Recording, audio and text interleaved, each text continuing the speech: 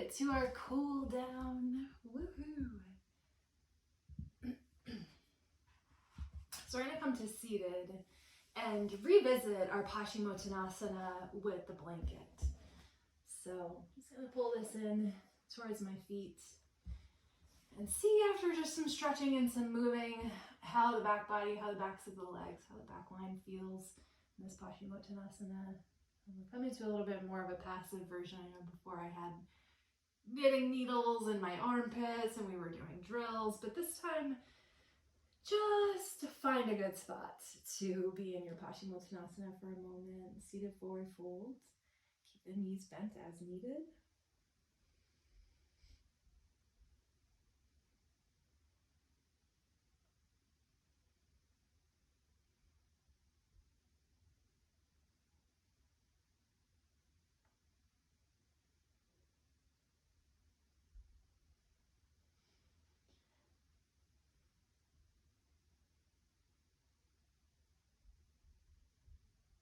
We'll inhale, round and rise up, and place the blanket away across the feet and come to lying down on our bellies.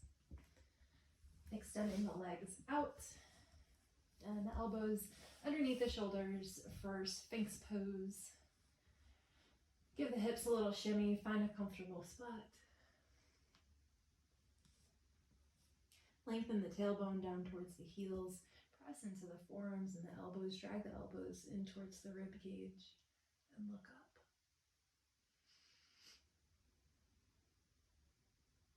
Now, the last time we pivoted our forearm, we'll do it again, but we're not going to stay on our forearm. Pivot the right forearm. Kick the left heel in towards the butt, and we'll roll over onto the outer right hip. But this time we're going to come onto the right hand. If your shoulder girdle is feeling good, come onto the right hand, bent elbow strength, wrap the tricep. Yep. Cactus the left arm up, lift the hips. Nice little modified wild thing. Exhale, lower the hips. And come back to Sphinx. We're just going to do it on the other side. So pivot the left forearm forward, kick the right heel in towards the booty, roll over onto the outer left hip, cactus the right arm up to the sky, raise up to the left hand, and lift the hips up to the sky. Nice, big, beautiful heart opener. Exhale, release. Lower the hips. Swing the legs back around. And we'll come into crocodile pose. So just stack the wrists in some way that you like and rest the forehead down on them.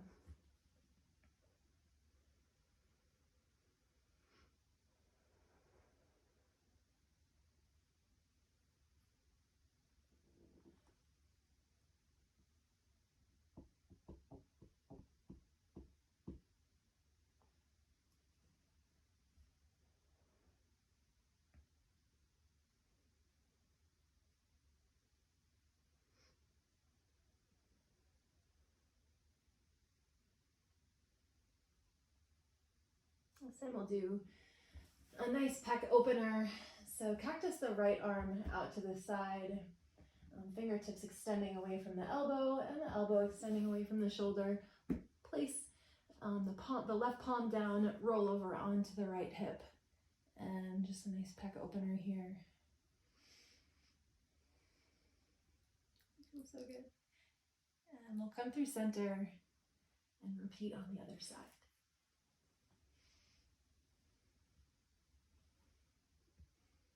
So we did a lot of shoulder protracting and back body rounding today. So we don't mind taking a minute to do some pec openers here.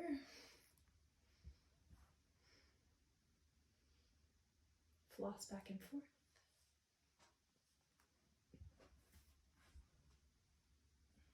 Or you can stay in one spot.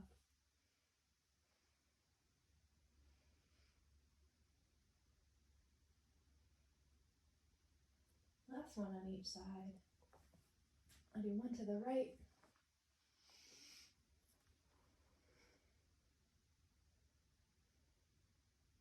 And one more to the left. Bring this 90-degree bent left arm, pressing up through the right hand. Cactusing the right up back.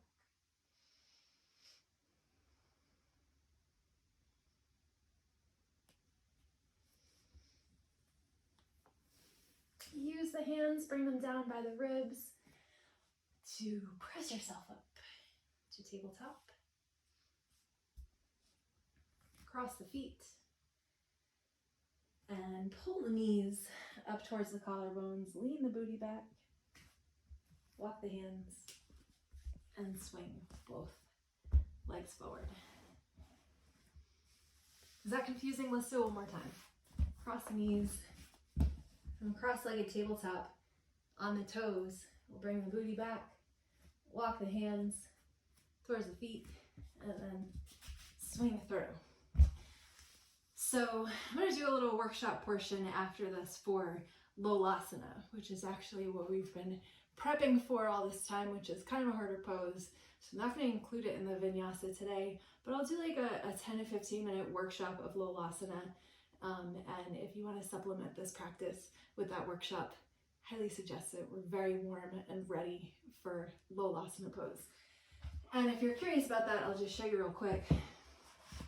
I use blocks because of my proportions. So from like a cross-legged tabletop, you would squeeze the heels in towards the butt, chase the knees in towards the collarbones, lift the hips, and then pull the legs through to forward fold. So if that seems really interesting to you, check out the workshop. This would be a good place to workshop lolasana. But otherwise, we're going to roll onto our backs and do shavasana. And first, before we do shavasana, lie on your back with your knees bent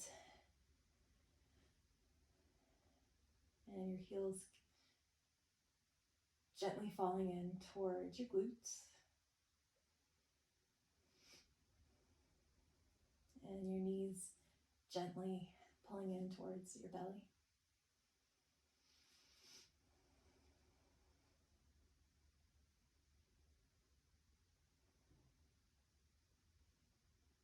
We'll keep the knees squeezing in towards the armpit, but uncross the feet. Squeeze both knees towards both armpits. Press the back body into the mat. Place the arms on the inner parts of the legs, and then grab the outer parts of the feet. Happy baby.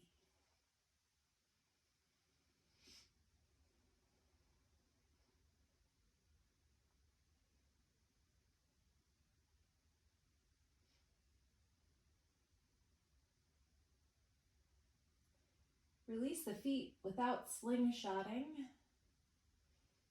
And we'll do some dead bug rolling of the ankles and wrists with the feet extended up towards the ceiling and the hands extended up towards the ceiling. Just roll out the joints.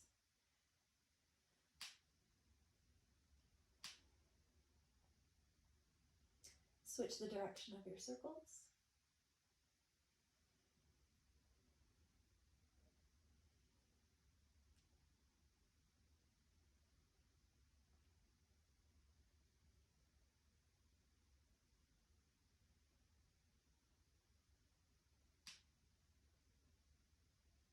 And pull both knees into the chest. Gentle hug.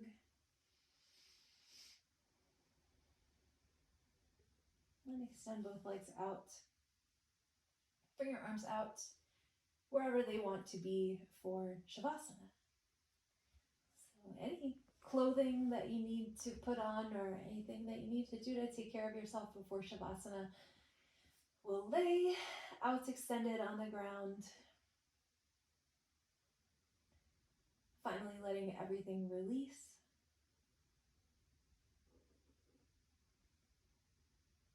All the muscles release.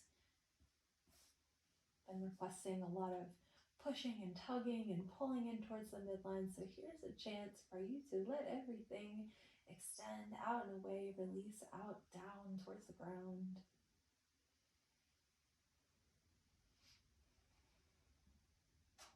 Think about that first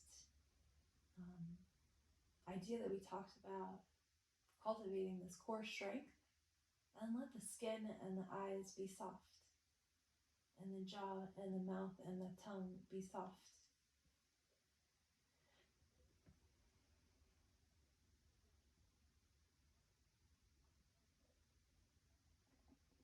Find the place where the skin meets the rest of the universe.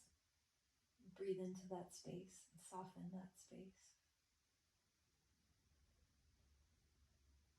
That space where you begin and the rest of the universe come together.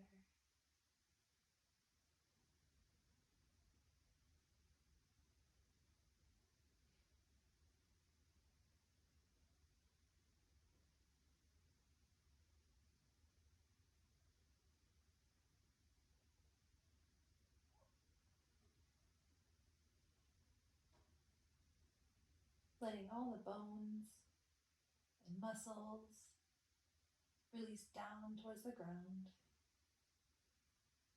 The heart and the breath expands up to the ceiling with each inhale.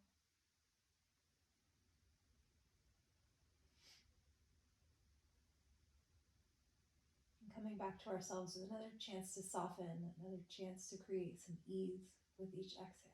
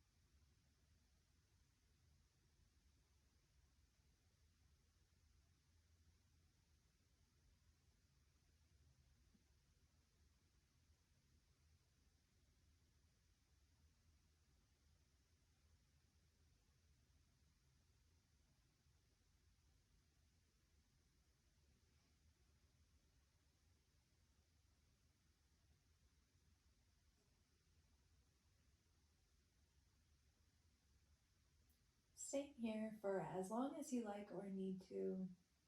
Bring awareness back to the story of the elephant and the rope. And before I leave you, just to bring it back around to that little story, whether you are trying to repattern all of your DNA or just trying to do something fun and new, thank you for taking this first step with me.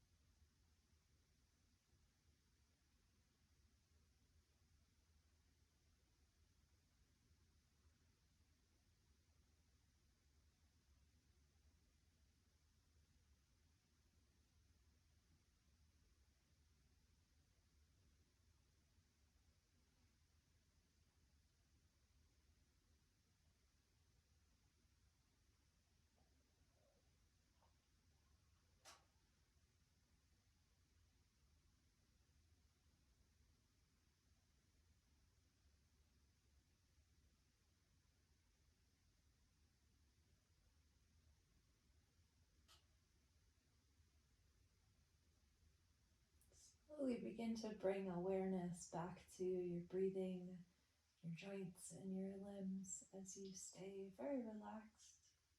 No need to move or do anything other than just bring some awareness back into our physical body here.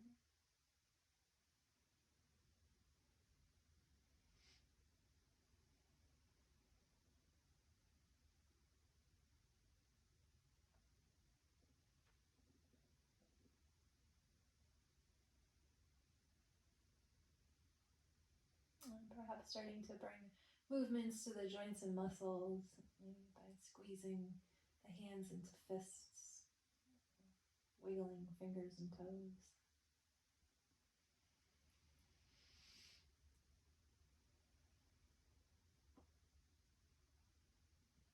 You can stay in Shavasana as long as you want, but I am going to roll over and use my hands to press up to seated and say my final words. So if you're content where you are, you can certainly listen to me from where you are, but for me, I'm gonna fold my knees into a little fetal position and roll over onto one side. And then I'm gonna use my hands to press myself up to seated. And just want to say thank you for joining me for this first exploratory practice, and just want to keep encouraging you. If this wasn't your thing, that's okay. But if you feel like yoga is something, or this type of movement practice, that there's something there for you here, keep trying. Whether you're trying to change the pattern of your whole DNA or just start something new and interesting and different, just like those elephants, we just gotta sometimes do it. So thanks for taking this first step with me. I'm telling myself this story just as much as anybody, because for me, just posting a video online feels really vulnerable in comparison to my little my little small handful of students that I usually have. So thank you for taking this first step with me. I hope that this movement practice brings you peace and alignment into the rest of your day, and strength and joy. And thank you so much for joining me. Let me know any feedback that you have, and leave me some comments or likes or whatever. Let me know what else you want to do. And if you're interested in that lolasana workshop, I'm about to get into it here in a minute, so check that out.